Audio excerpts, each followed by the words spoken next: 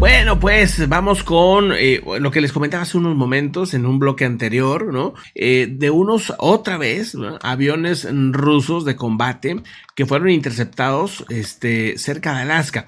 Aviones de combate estadounidenses interceptan aviones rusos cerca de Alaska, otra vez territorio estadounidense. Según lo que se sabe, según el reporte, los aviones de Estados Unidos, que eran unos combates F-16, perdón, y F-22, ¿no? Entonces, esos aviones de combate de Estados Unidos interceptaron estos aviones rusos muy cerca de Alaska. Dicen, aviones de combate habrían interceptado 6 aviones rusos. Ya le van subiendo. Siempre eran 1 o 2 aviones. 6 aviones rusos que estaban operando en el espacio aéreo internacional cerca de Alaska. Según el Comando de Defensa Aeroespacial de América del Norte, en el que están Canadá y Estados Unidos trabajando en conjunto, el famoso NORAD asegura que los aviones rusos incluían un bombardero Tu-95. No, órale, ya esto está muy extremo.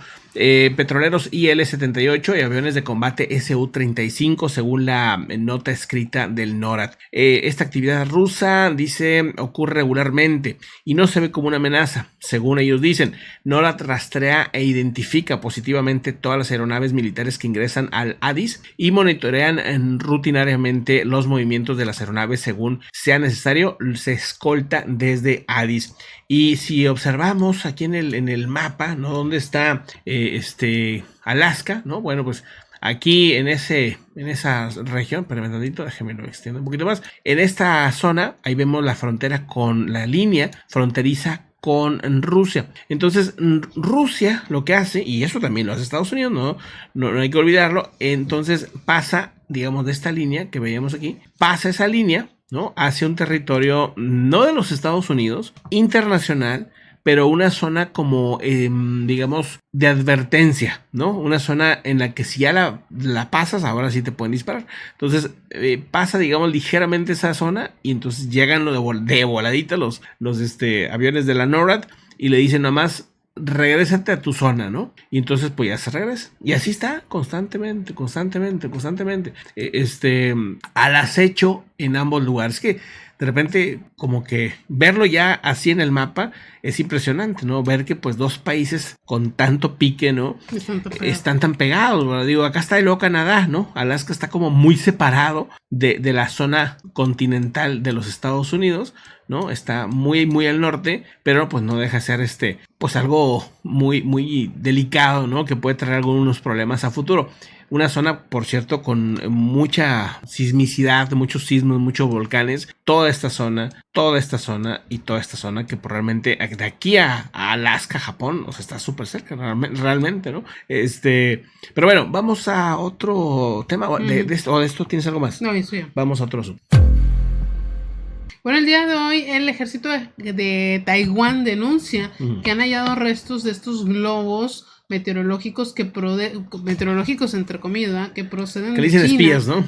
En una de sus islas, en Matsu, en un pequeño archipiélago controlado por Taipei, que está muy cercano a las costas del suroeste de China. De hecho, ya hemos hablado varias veces de estas islas de Matsu que están básicamente pegadas a China, ¿no?, lo cual lo hace muy complicado. El Comando de Defensa Matsu informó en un comunicado que una patrulla encontró restos del aparato la tarde de ayer en una carretera cercana a su destacamento. El globo presenta la inscripción Shanghai Changwon Meteorological Technology Company. Es un GTS-12 Digital Radio Zone con caracteres chinos simplificados y una grafía que se usa en China continental, pero no en Taiwán, que se emplean allá lo que son los caracteres tradicionales. Ahora, la investigación preliminar concluyó que los restos pertenecen probablemente a un globo meteorológico que se precipitó a tierra, aunque el ejército va a seguir examinando todo el material encontrado y va a intensificar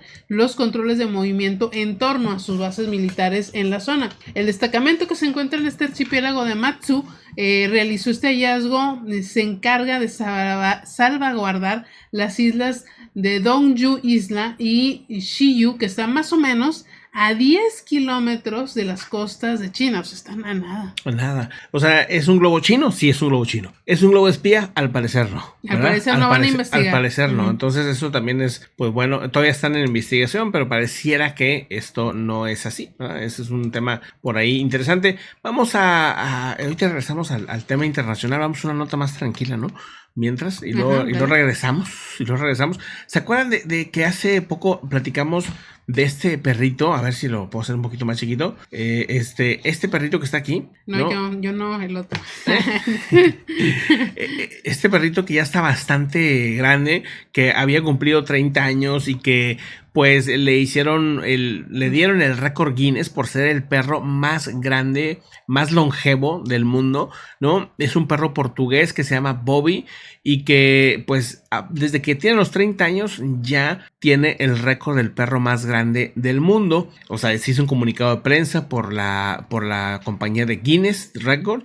No, vive en un pueblo en Portugal, está muy sano, juega, o sea, vamos, que no es que esté así como que tirado ahí, que no se levanta, no, tiene una buena calidad de vida, pero de hecho, ni canoso se ve el compadre. No, ya se ve chimuelillo, se le ven pocos dientes, la verdad, pero no se le ve tan canoso, a lo mejor se pinta, no sé. A lo mejor usa Just for Men. Just for Men o algo así.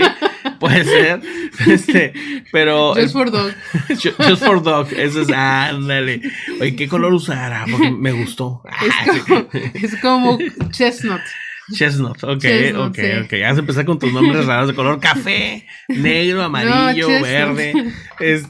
Bueno, el punto es que cumple otro año más. Tiene 31 años, impresionante este perrito, o sea, pues, ¿qué le están dando? ¿Qué le están dando a comer? Bueno, lo que pasa es que ese perro... La buena vida de Portugal. Tiene muy buena vida porque vive en una zona rural y él se sale y hace lo que le da la gana, da la vuelta, camina, es muy activo. Esto seguramente le falta a muchos perros de la ciudad. Sí. Curiosamente, la historia de la camada de él es que todos sus hermanos fallecieron cuando eran cachorros. El papá, el dueño, digamos, el papá del dueño, cuando los vio se los iba echando porque no querían más cachorros. Y él escondieron los niños. Para que no lo matara. Para que no lo matara. Y porque el papá se los echaba cuando tenían los ojos cerrados. Si tenían los ojos abiertos ya le daba cosa. Entonces lo salvaron hasta que tenían los ojos abiertos. Entonces el papá ya eso no se lo pudo echar. Okay. Pero bueno, la cosa es que este perrito pues sobrevive desde sus primeros meses, ¿no? Pues sí, ¿no? Imagínate toda la historia. O sea, pues toda la historia que tiene.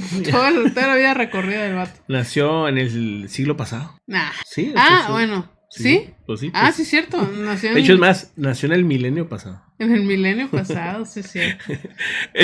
Bueno, pues, para que se escuche más grande, sí, para que se escuche así como que más acá, ¿no? Bueno, resulta que entre el 70 al 70% de la tierra de Tijuana no es apta para la construcción, así Tómala. Que si tú pensabas comprar una casa en Tijuana o tienes una casa en Tijuana, chécale, esto es según... Checar muy bien entonces dónde está construido Exactamente, dónde está construido las casas, dice, entre el 70 y el 70% de la orografía tijuanense no es apta para la construcción, de ahí a los riesgos que supone el crecimiento explosivo de laderas. Esto es lo que dice el presidente del Colegio de la Frontera, COLEF. Dice, y en los últimos meses hemos estado viendo estas imágenes, ¿no? De carreteras que se han ido destruyendo, de unos edificios que se cayeron, ¿te acuerdas que compartimos aquí? Sí, por deslaves, etcétera, entre lluvias. Pues obviamente las zonas sísmicas también obviamente le agregan otro nivel de dificultad y dice que las autoridades desafortunadamente han permitido el uso de suelo a ciudadanos donde no son aptos. Víctor Alejandro Espinosa Valle, presidente de la COLEF, manifiesta que existe mucha corrupción en la cuestión inmobiliaria y la mala calidad del suelo de Tijuana pues ha generado pues un cóctel de malos elementos que van a afectar a los ciudadanos en su patrimonio, ¿no? En sus casas, etcétera, y hasta posiblemente en sus vidas. Dice, a mediados de los 80 se hicieron estudios para considerar los riesgos de asentamiento y lo que se encontró es que antes del sismo de magnitud de 6 grados, antes del magnitud, el área estaba muy afectada. Por ejemplo, en la zona del río, indicó, a pesar de que Tijuana no es apta para la construcción de viviendas, está haciendo un crecimiento, razón por lo cual cada vez es más frecuente ver estas viviendas verticales, o sea, estos departamentos, y si la calidad del suelo, la falta de agua, la movilidad, todos estos problemas son problemas grandes que crecen como Tijuana. Uno recorre del sur del país y dice, qué bien crecen, muy despacio, porque tiene un referente Tijuana con crecimiento sexual. O sea, Tijuana está teniendo un crecimiento desmedido. Desafortunadamente, su tierra no está apta para los departamentos. Ok, no, pues bueno, sí me acuerdo que cuando la única vez que he ido para allá vi como muchas aberturas en la tierra y preguntando ahí la gente dice que pues sí es seguido que escuchan que se cae o se hunde una casa o una pared o una barda o algo, ¿verdad? O sea, como que bueno, es un problema, no pensé que fuera así como a ese nivel 60-70%, se me hace. Es muchísimo, mucho.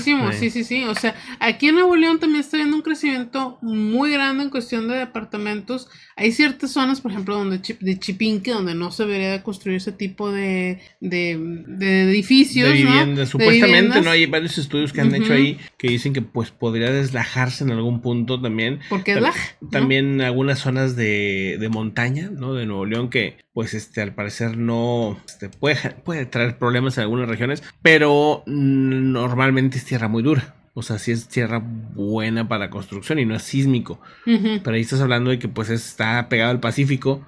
Y luego aparte con todo ese problema, pues sí está medio cañón. O sea, para tener mucho cuidado a la hora de invertir, ¿no? Si alguien quiere comprar una casa por allá, ¿no? Pues bueno, vamos a otro asunto importante.